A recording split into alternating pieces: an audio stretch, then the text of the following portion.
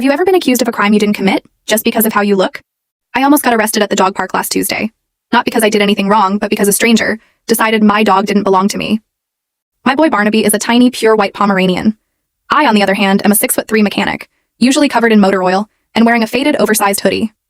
Barnaby was barking at a squirrel. I tugged his leash gently and said, "No, buddy, leave it." He let out a little whine, the dramatic kind where he huffs and stares at the grass.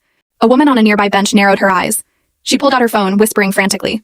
Less than 5 minutes later, a park ranger tapped me on the shoulder. "Sir," he said, his hand resting near his belt, "I need you to stop walking." I froze. "What's the problem?" "We got a report," he said, staring down at Barnaby, "that you might have taken this dog." My stomach dropped to the pavement. I adopted Barnaby 3 years ago. I hand-fed him when he was sick. I bought him the ridiculous tiny blue sweater he was currently wearing. And this stranger just looked at my grease-stained jeans and decided I was a thief. The woman marched over, crossing her arms. "That dog is terrified of him," she declared. The ranger asked for my ID. My hands were shaking so much, I dropped my leather wallet right in the dirt.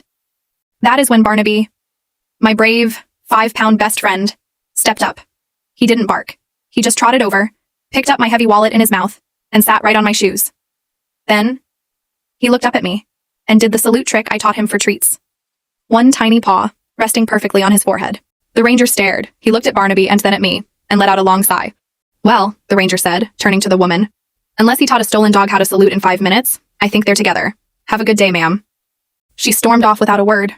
I scooped Barnaby up and held him tight against my chest. He licked my chin, totally unaware that he just saved me.